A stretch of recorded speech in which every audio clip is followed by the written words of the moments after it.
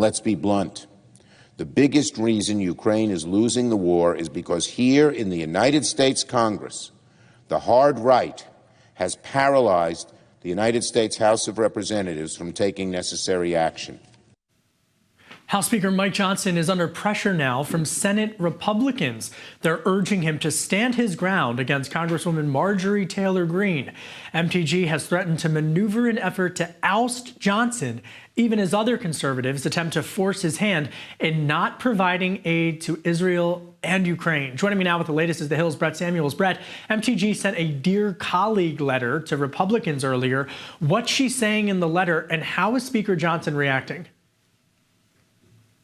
So the latest is that Rep. Marjorie Taylor Greene has essentially threatened to move forward with this motion to vacate against Speaker Johnson. She's calling it ridiculous and egregious that he would even consider funding Ukraine. She's really digging in here and essentially using the potential of ousting Mike Johnson as leverage to try and get him not to move forward with this Ukraine aid push, which has the support of Democrats, certainly, and as you mentioned, the support of Senate Republicans and some House Republicans as well. So we're headed for this very dramatic standoff between Mike Johnson and whether he follows through with his legislative plan, and Congresswoman Greene, who, has the power to essentially send the House into chaos, which really could frustrate Republicans heading into election season, who don't want this portrait to the American people of House Republicans once again without a leader, once again causing chaos and disorder in the House. So definitely it could cause chaos and disorder, but at this point, have Republicans baked in the risk? Meaning, has the institution as a whole and has the maneuvering as a whole kind of allowed for them to outmaneuver MTG? It's a great question. This is sort of, the thing at play here is, should one Congresswoman be able to hold the entire conference hostage, essentially, with her opposition to Ukraine aid? There are some House Republicans who are telling us that they oppose Marjorie Taylor Greene's push here. So Congresswoman Greene might actually be the one who's facing pressure from her own conference here to stand down and not move forward with this. Yeah, it becomes an issue of if she fails this time, then she likely would not be able to galvanize the caucus again. So it's a really interesting play about whether or not she's overplaying her hand politically. And if she does, have they been immune to that, similarly to government shutdowns, right? We've seen that trend over the last several years, rather, that markets, for example, on Wall Street have been able to bake in the risk of a government shutdown. It seems that the institution is now calculating in the risk of ousting a conservative speaker. Heading overseas, Israeli Prime Minister Benjamin Netanyahu, less than a week after that phone call with President Biden, appears to be moving out of Southern Gaza. Brett Samuels, is this a sign that the conflict is ending, or is this a sign that they are gathering for a push in Rafah? It seems to be at this point more the latter, where Israel is sort of preparing for its next steps in this war compared to preparing to wind down this war. There's still, U.S. officials are still telling us that they're trying to dissuade Israel from following through with an invasion of Rafah. So clearly that's still on the table. Now, following that call that you mentioned last week between Netanyahu and Biden, Israel has taken some steps to open up more crossings to allow more aid into Gaza, which was the White House made plain, that if that didn't happen, if Israel didn't follow through, the Biden administration would reassess its strategy in terms of support for Israel. But that being said, it doesn't appear that Israel is going as far as to take an invasion of Rafah off the table or to wind down its operations here.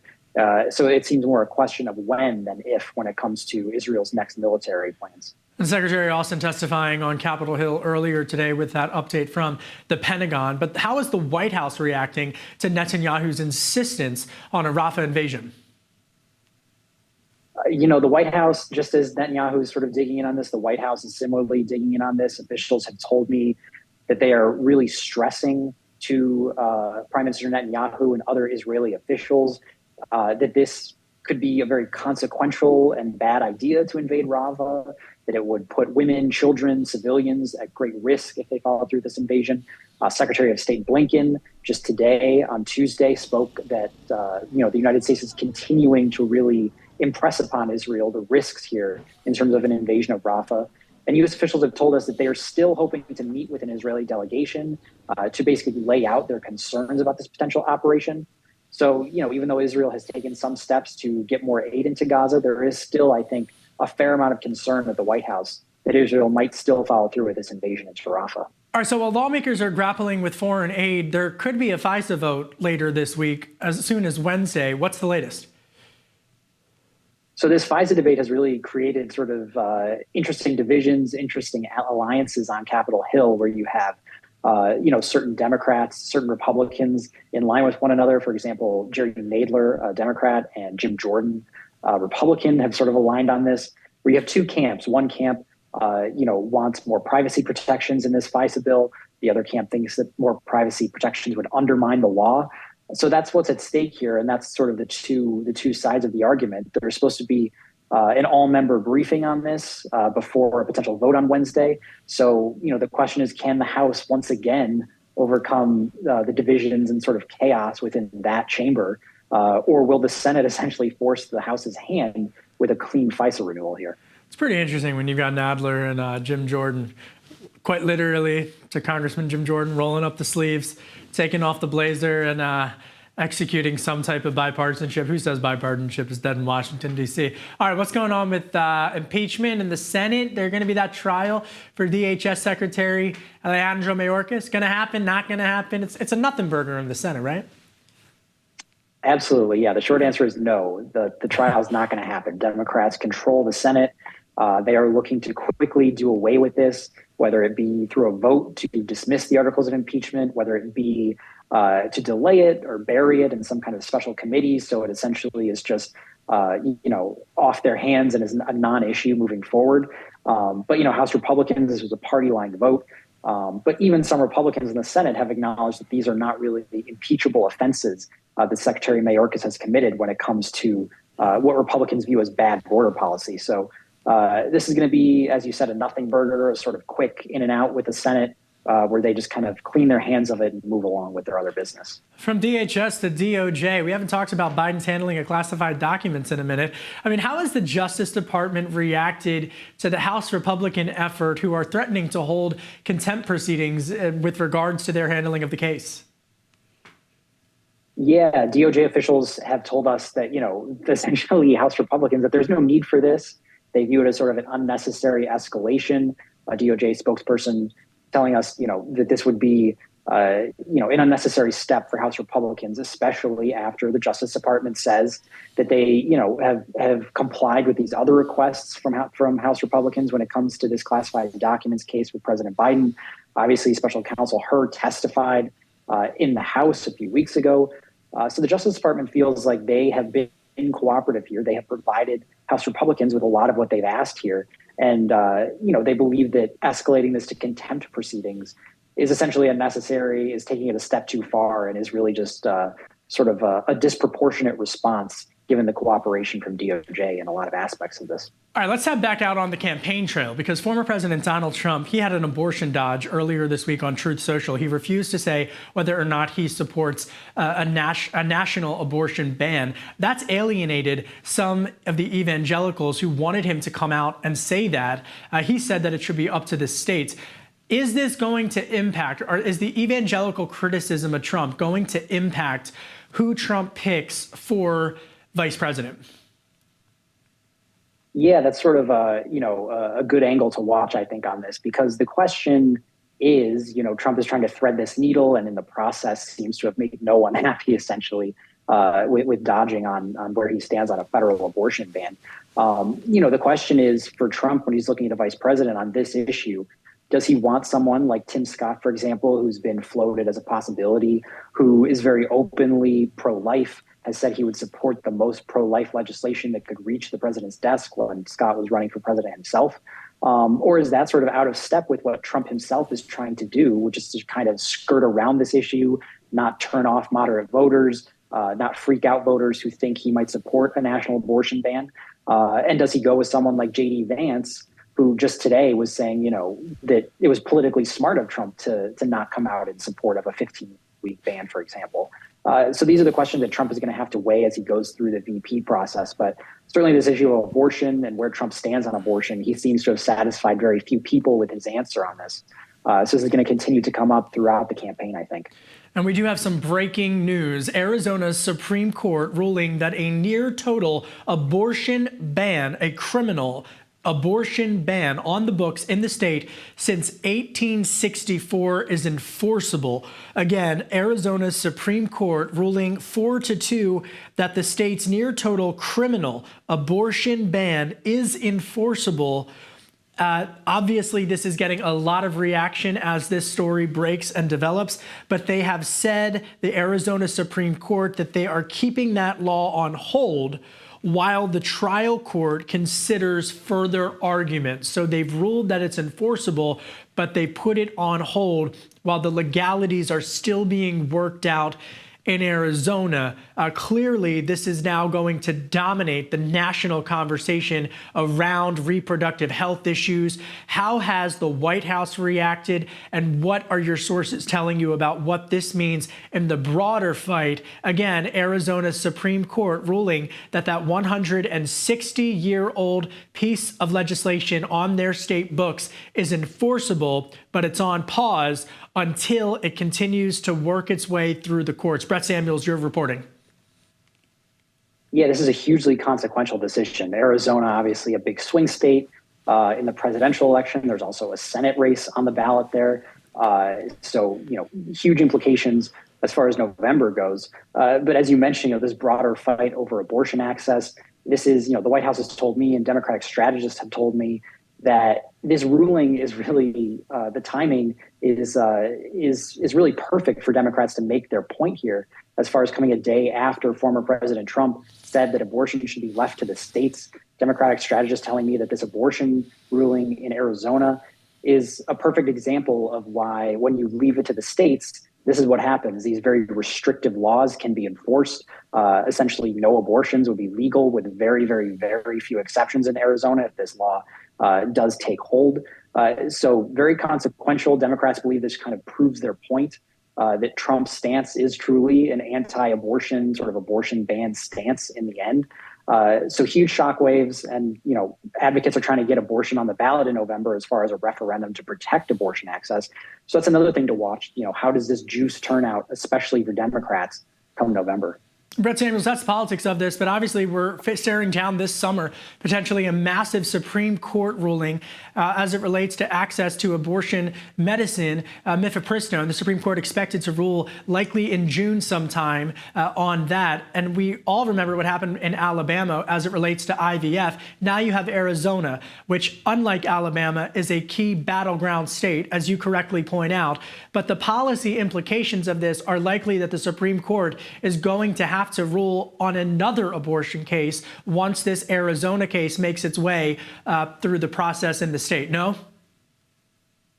Yeah, I mean, once again, the Supreme Court looks like it's going to be at the center of the fight over abortion access in an election year, no less, just as we saw in 2022, a midterm year with the Dobbs ruling that overturned Roe v. Wade. And abortion medication, you make a great point here. That's something that former President Trump did not weigh in on in his statement as far as his abortion views go. So that's another sort of looming fight among Democrats to try and point out where Trump stands on this issue, or where his allies might try to restrict access to it. So certainly the Supreme Court ruling that's coming in just a couple of months, as you pointed out, is potentially hugely consequential, could have huge ripple effects heading into November's elections. As one Republican strategist put it to me, it might not hurt Republicans in Mobile, Alabama, but it definitely, that conversation could hurt them in Maricopa County, Arizona. All right, switching gears, what's the latest on what's happening to the Never Trumper movement in Nebraska? Is this going to impact the Electoral College? Yeah, this Nebraska story is sort of, I think, flying under the radar, just given all the news we've had on the abortion front. Yeah, and it's potentially very, very consequential looking to November.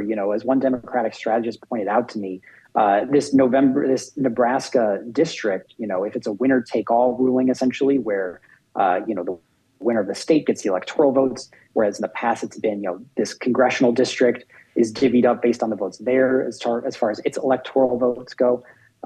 If the winner takes all legislation takes effect, that could really benefit former President Trump at the top of the ballot in November. For President Biden, as one Democratic strategist pointed out, if he can't win that Nebraska congressional district, that means he would have to win a state in addition to the blue wall states of Wisconsin, Michigan, and Pennsylvania in order to secure the 270 votes he needs. So, it's sort of a remote possibility that, he only wins those 3 swing states, loses all the others, and then we have sort of chaos in the Electoral College. But it just goes to show, as we're saying, this is sort of flying under the radar when it really could have very significant and long-lasting impacts as far as the Electoral College goes. I feel like the eclipse story is the George Santos story of the Daily Debrief. It just never goes away. Did you care about the eclipse? Did you watch the eclipse? Did you see the eclipse? Did you get the I got to ask you about the eclipse. I'm more of a new moon guy myself. A little Twilight reference there. What does that even mean? Wait, time out. What does that even mean? What is that? What does that mean? My wife had me watch all the Twilight movies. Okay. I enjoyed New Moon more than Eclipse. There we go. Okay, I'm more of a Gryffindor myself. There we go. As far as the solar eclipse, though, maybe a Hufflepuff. I thought it was. Take the test to find out for sure. I thought it was cool to see everyone gathering with their eclipse glasses. Sort of taking a break out of the day on a nice sunny Monday here in Washington to take in the moment. So I guess. I personally did not acquire glasses, so I couldn't watch it myself, but I looked at the shadows changing out the window. So I'll look forward to the next one in about 20 years, it looks like. I thought it was a big yawner. Brett Samuels, always doing a great job. Appreciate you. Thanks, Brett. Thanks, Kevin. We don't have any evidence of genocide being created. So that's a no. Israel's not committing genocide in Gaza. We don't have evidence of that, to my knowledge. Yeah. Defense Secretary Lloyd Austin rejected the notion that Israel has committed genocide against Palestine. Austin told the Senate Armed Services Committee earlier that there is no evidence that Israel committed genocide in its war against Hamas. He said that the October 7th terrorist attack against Israel by Hamas was certainly a war crime. Developing now, the judge in former President Donald Trump's Stormy Daniels hush money case has denied Trump's bid to delay the trial so he could get to challenge the gag order. Judge Juan Merchan's gag order bars Trump from attacking witnesses, prosecutors, court staff, and the judge's family. But it doesn't stop him from hurling insults at Manhattan District Attorney Alvin Bragg, who's a Democrat, or the judge himself in the case. In recent weeks, Trump has gone after the judge's daughter, who works at a progressive political consulting firm. Trump is arguing that the judge should have to recuse himself from the case. The Trump media stock sell-off has begun. DJT shares initially hit an initial high of $66 a share, but has lost about 36% of its value since it began publicly trading last month. The value of Trump's social media company has been under heavy scrutiny after disclosing a loss of $58 million last year. Earlier this week, CEO Devin Nunes, the former congressman, slammed the criticism, saying that he was confident about the future of the business. Trump's fortune saw a major boost of more than $6 billion on paper, but his stake has since dropped to just under $3 billion. Norfolk Southern Railroad is settling for more than $600 million after the lawsuit following the 2023 train derailment in East Palestine, Ohio. The settlement must still be approved by the U.S. District Court of Northern District of Ohio, but it will cover uses ranging from property restoration and business losses to medical costs. The company said the settlement does not cover an admission of wrongdoing. While no one was injured or killed by the derailment, residents of the town have expressed concerns about lingering threats to the environment that may take years to emerge. Get this, Chechnya is banning Taylor Swift, Beyonce, and even the Beatles songs. That's because Chechnya's culture ministry is banning music that doesn't fall between 80 and 116 beats per minute. Chechnya is a conservative Muslim-majority republic that backs Russia President Vladimir Putin. But by their new metrics, even the Russian national anthem wouldn't make the cut. That's it for today's Daily Debrief. I'm Kevin Cirilli. Be sure to like, share, and subscribe to The Hill's YouTube channel. And come on back here soon for the intersection between politics and policy.